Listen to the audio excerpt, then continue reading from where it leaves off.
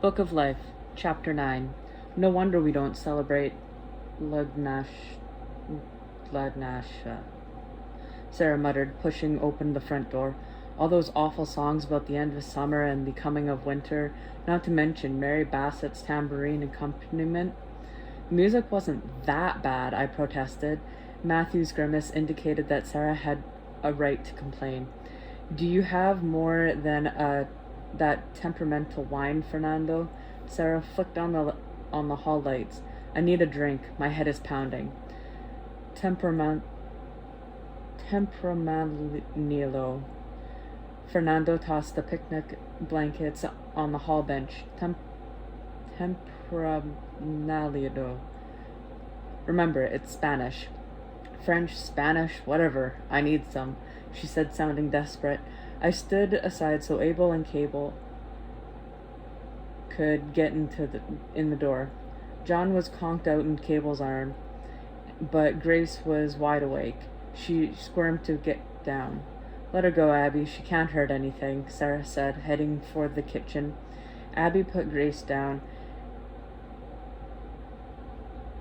and the children toddled straight towards the stairs. Matthew laughed. She has the most amazing instincts when it comes to troubles. No stairs, Grace. Abby swooped in and swung Grace up in the air before depositing her back on the floor and pointed her in the direction of the family room.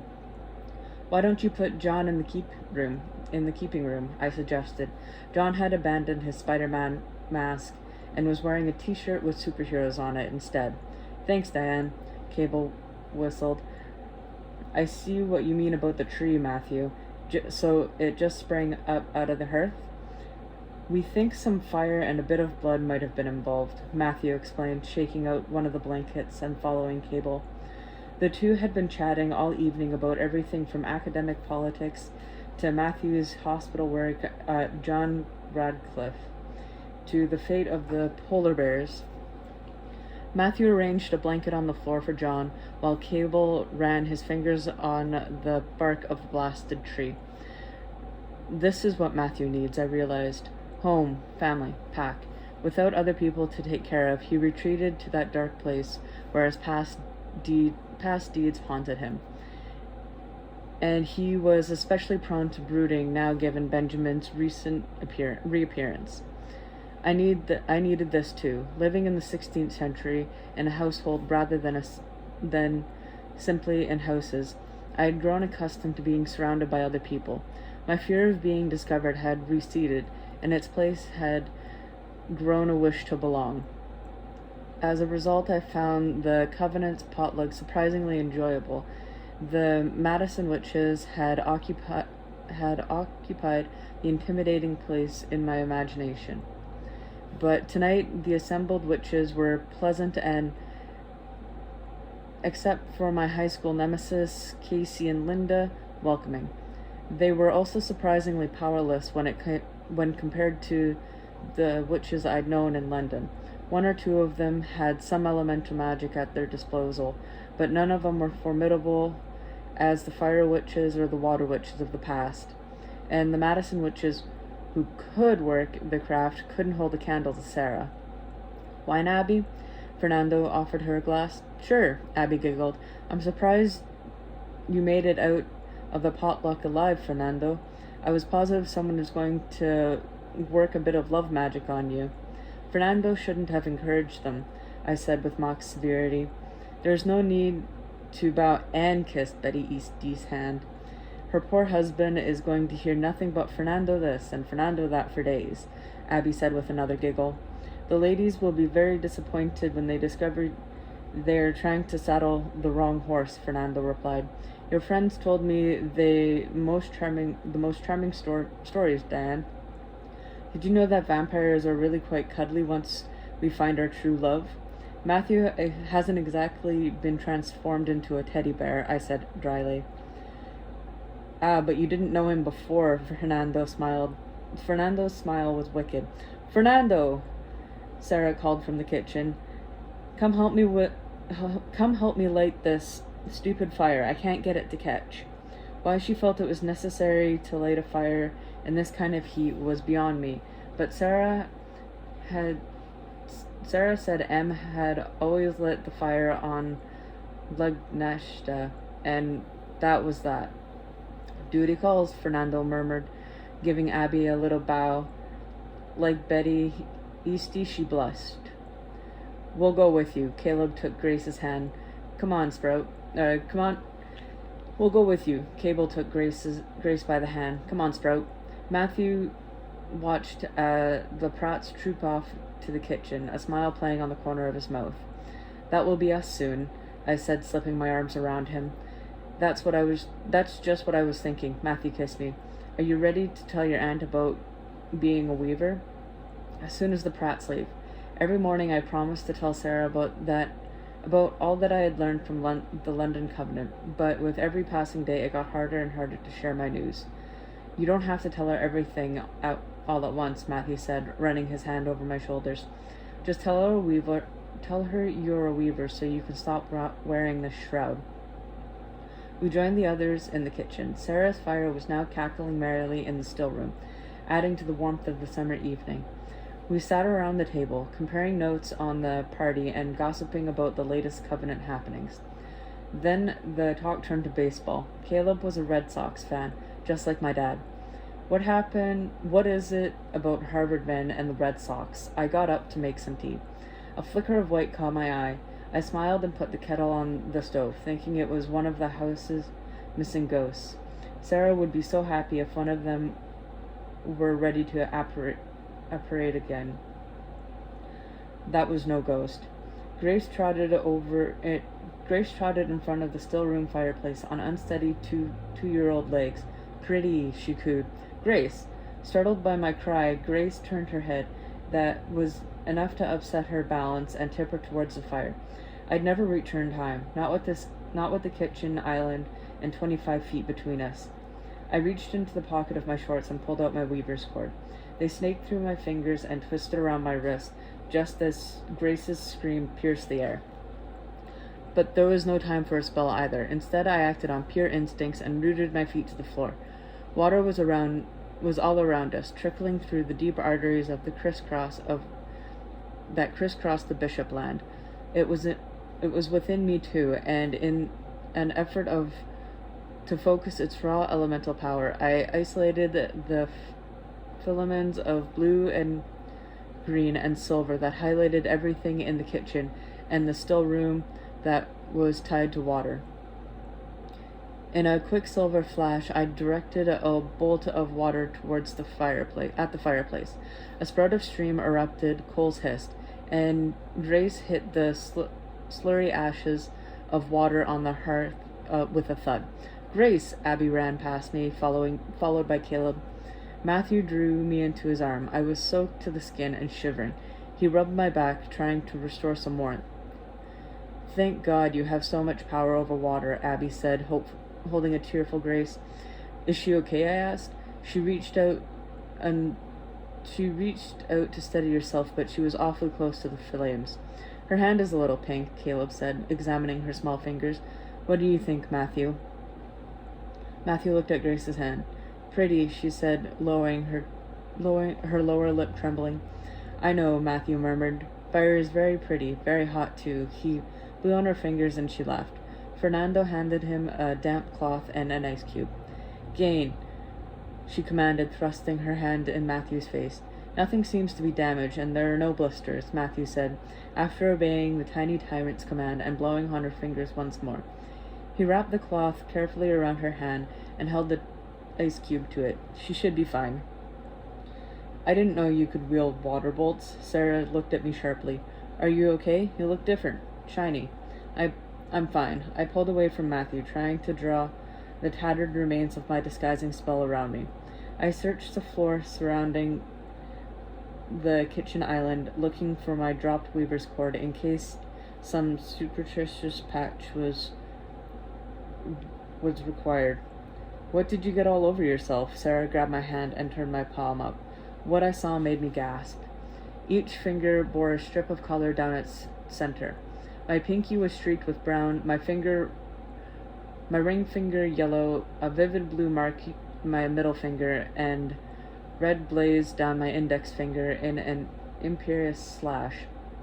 The colors, the colored lines joined together on my palm, continuing on the fleshy mound that it's as it braided as its base in a braided multicolored rope. There, the rope met up with the strand of green that was wandering down from my thumb. Ironic given the fate of most of my houseplants. The 5 colors twisted the short distance to my wrist and formed a knot with 5 crossings, the pentacle. My weaver's cord, there inside me. I looked up at Matthew in disbelief. But most weavers use 9 cords, not 5. I turned over my left palm and discovered the missing strands, black on my thumb, white on my pinky, golden on my ring finger, and silver on my middle finger. The pointer finger bore no color at all. And the colors that twisted down my left wrist created an Ouroboros, a circle with no beginning and no end that looked like a snake with a tail in its mouth. It was the de Clermont family emblem. Is Diane shimmering? Abby asked. I stared at my hand, flexing my fingers. An explosion of colored threads illuminated the air. What was that? Sarah's eyes were round. Threads. They bind the world and govern magic, I explained. Cora chose that moment to return from her hunting. She swooped down the still room chimney and landed in the damp pile of wood, coughing and wheezing as she lurched to her feet. Is that a dragon? Caleb asked. No, it's a souvenir, Sarah said. Diana brought it back with her from Elizabeth in England. Cora's not a souvenir. She's my familiar, I whispered. She snorted. Sarah snorted. Witches don't have familiars. Weavers do, I said, Matthew's hand resting on my lower back, lending quiet support. You'd better call Vivian. I need to tell you something. So the dragon, Vivian began, her hands wrapped tightly around the steaming mug of coffee. Firedrake, I interrupted. So it's she. Cora's a female. Is your familiar? Vivian's finished. Yes. Cora appeared when I wove my first spell in London. Are all familiars dragons? Fire drakes? Abby shifted her legs on the family room couch. We were all settled around the television except for John, who was sleeping peacefully through the excitement. No, my teacher, Goody Alspot, had a fetch, a shadow self. She was inclined towards air, you see, and a weaver's familiar takes shape according to a witch's elemental predisposition. It was probably the longest uttered sentence I had made on the subject of magic. It was also largely unintelligible to any of the witches present, who didn't know a thing about weavers. I have an affinity for water, as well as fire, I explained, plunging on. Unlike dragons, fire drakes are as comfortable with the sea as in the flames. They're also able to fly, Vivian said. Fire drakes actually represent a typical of element power. Sarah looked at her in astonishment. Vivian shrugged. I have a master's degree in medieval literature. Wyverns, or fire drakes, if you prefer, were once common in European mythology and legends. But you're my accountant, Sarah sputtered. Do you have any idea how many English majors are accountants? Vivian asked with raised eyebrows. She returned her attention to me. Can you fly, Diane? Yes, I admitted reluctantly. Flight was not a common talent among witches. It was showy and therefore undesirable if you wanted to live quietly among humans. Do other weavers shimmer like you? Abby asked, tilting her head.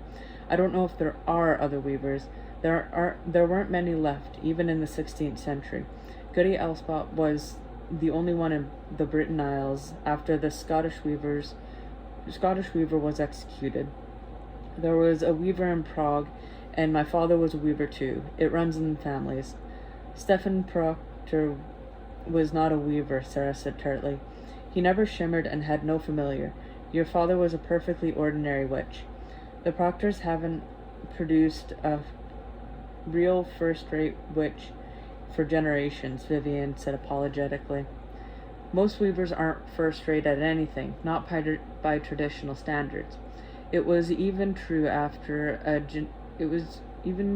a genetic level, where Matthew's tests had revealed all sorts of contradictory markers in my blood.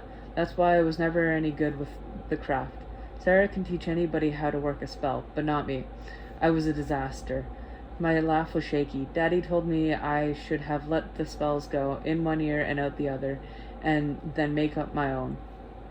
When did Stefan tell you that? Sarah's voice cracked across the room. In London. Daddy was there in 1591 too. I got my time-walking abilities from him after all. In spite of Matthew's instincts, I didn't have to tell Sarah everything at once. In spite of Matthew's instance that I didn't have to tell Sarah everything at once, that's how the story was coming out. Did you see Rebecca? Sarah was wide-eyed. No, just Daddy. Like meeting Philip de Clermont, seeing my own father had been an unexpected gift in our journey. I'll be damned, Sarah murmured. He wasn't there long, but for a few days there were 3 weavers in London. We were the talk of the town, and not only because my father kept feeding plot points and lines of dialogue to William Shakespeare. Sarah opened her mouth to fire off another question, but Vivian held her hand up for quiet. If weaving runs in the family, why are there so few of you? Vivian asked. Because a long time ago, other witches set out to destroy us. My fingers tightened on the towel that Matthew had wrapped around my shoulders. Goody Alspot told us that whole families were murdered to ensure that no children carried on the legacy. Matthew's fingers were pressed into the tensed muscles in my neck. Those who survived went to hiding. War, disease, and infant mortality would have put considerable stress on those few remaining bloodlines. Why eradicate weavers? New spells would be highly desirable in any coven, Caleb asked.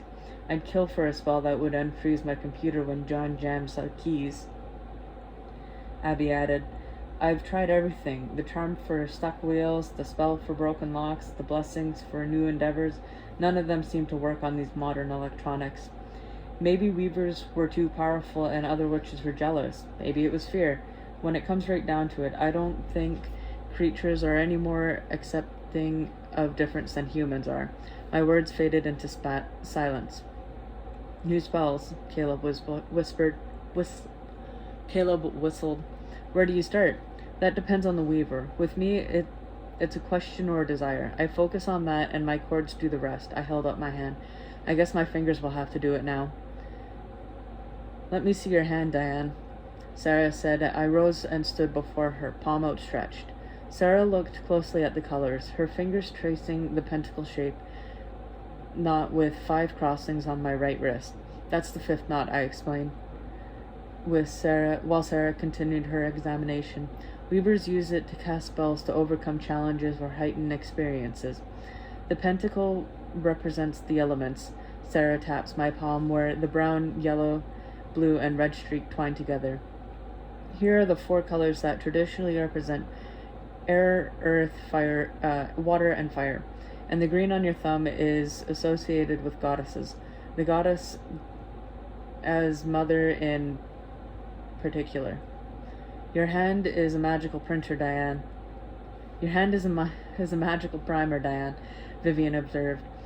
While with the 4 elements, the pentacle and the goddess all inscribed in it. It's everything a witch needs to work for the craft. And this must be the 10th knot. Sarah gently released my right hand to take up my left. She studied the loop around the pulse of my wrist. It looks like a symbol with the flying flags over Septuris. It is. Not all weavers can make the 10th knot, even though it looks so simple. I took a deep breath. It's the knot of creation and destruction. Sarah closed my fingers into a fist and folded her own hand around mine. She and Vivian exchanged a worried look. Why is one of my fingers missing a color? I asked suddenly uneasily. Let's talk about that tomorrow, Sarah said. It's late and it's been a long evening. We should get these kids to bed. We should get these kids into bed. Abby climbed to her feet, careful not to disturb her daughter. Wait until the rest of the Covenant hears that Diane can make new spells. Casey and Linda will have a fit. We can't tell the Covenant this, Sarah said firmly. Not until we figure out what it all means. Diana is awfully shiny. Diana really is awfully shiny, Abby pointed out. I didn't notice it before, but even humans are going to see it. I was wearing a disguising spell. I can cast another. One glance of Matthew's forbidding expression had me hastily adding, I wouldn't wear it at home, of course. Disguising spell or no, the O'Neills are bound to know something is going on, Vivian said. Caleb looked somber. We don't have to inform the whole Covenant, Sarah. But we can't keep everybody in the dark either. We should choose who to tell and what we tell them.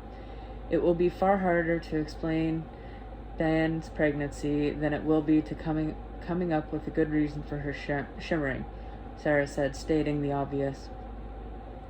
She's just starting to show, but with twins in the pregnancy, it's going to be impossible to ignore very soon, which is exactly why we need to be completely honest, Abby argued.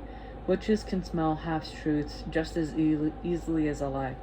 This will be a test of the Covenant's loyalty and open-mindedness, Caleb said thoughtfully. And if we fail this test, Sarah asks. That would divide us forever, he replied. Maybe we should leave. I had experienced what such diverseness could do firsthand. I still had nightmares about what happened in Scotland when witches turned against the witch at the Berwick trials, and the Berwick trials began. I didn't want to be responsible for destroying the Madison Covenant, forcing people to uproot themselves from homes and farms and their family had owned for generations.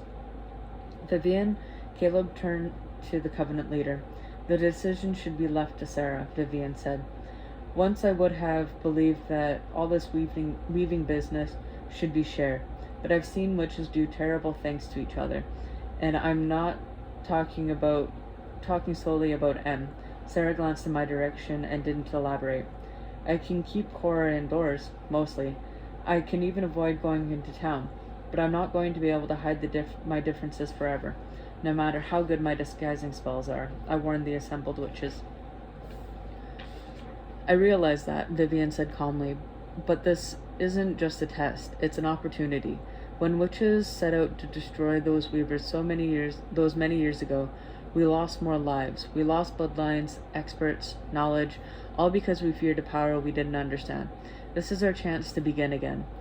For storms will rage and oceans roar, I whispered. When Gabriel stands on sea and shore, and as he blows his wondrous horn, old worlds die and new be born. Were we in the midst of just such a change? Where did you learn that? Sarah's voice was sharp. Goody Alspo shared it with me. It was her teacher's prophecy, Mother Ursula.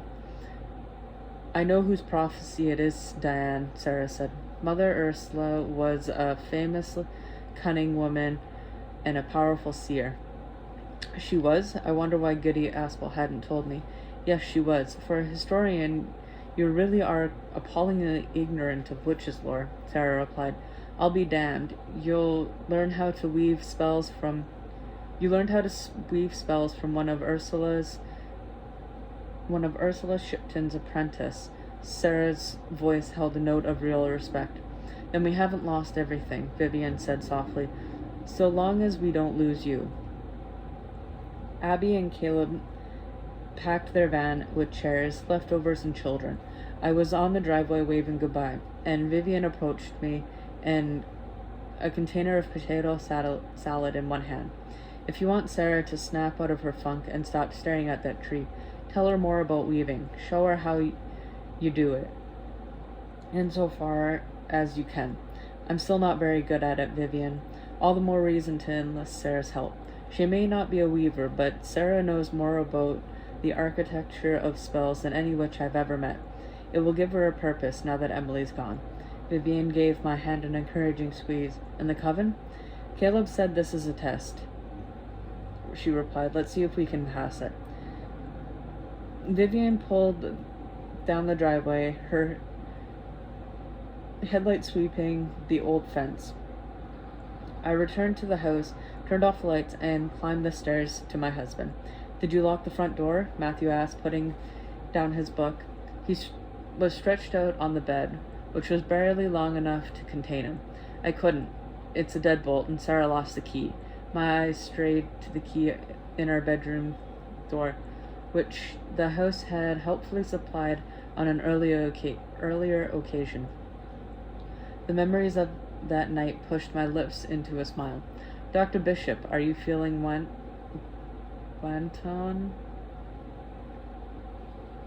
Matthew's tone was seductive as a caress. We're married. I shucked off my shoes and reached for the top button of my secret shirt. It's my wifely duty to have carnal desires where you are concerned, and it's my husbandly obligation to satisfy them. Matthew moved from the bed to the bureau at the speed of light. He gently replaced my fingers with his own and slid the button through the hole. Then he moved on to the next and the next. Each inch of revealed flesh earned a kiss, a soft press of teeth. 5 buttons later, I was shivering slightly in the humid summer air. How strange that you're shivering, he murmured, sliding his hand around to release the clasp of my bra. Matthew brushed his lips over the crescent shape near my heart. You don't feel cold?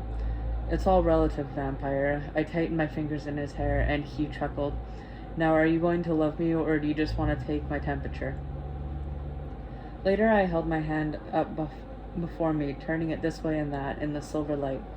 The middle and ring finger on my left hand bore a colored line in the shade of a moonbeam, and the other as gold as the sun. The vestige of the other cords had faded slightly, though a pearly knot was still barely visible on the pale flesh of each wrist. What do you think it means? Matthew asked, his lips moving against my hair while fingers traced a figure 8 and circles on my shoulders. That you're married to a tattooed lady or someone possessed by aliens? Between the newly living roots within me, Cora, and now my weaving cords, I was beginning to feel crowded inside my own skin. I was proud of you tonight, the way that you thought a way to save Grace so quickly. I didn't think at all. When Grace screamed, it flipped some switch in me. It was all instinct. I twisted in his arms. Is that dragon thing still on my back? Yes, and it's darker than before. Matthew's hand slid around my waist, and he turned me back to face him. Any theories as to why? Not yet. The answer was just out of my reach. I could feel it, waiting for me. Perhaps it has something to do with your power. It's stronger now than it has ever been. Matthew carried my wrist to his mouth. He drank in my scent, and then pressed his lips to my veins. You still give off the scent of summer lightning, but now there's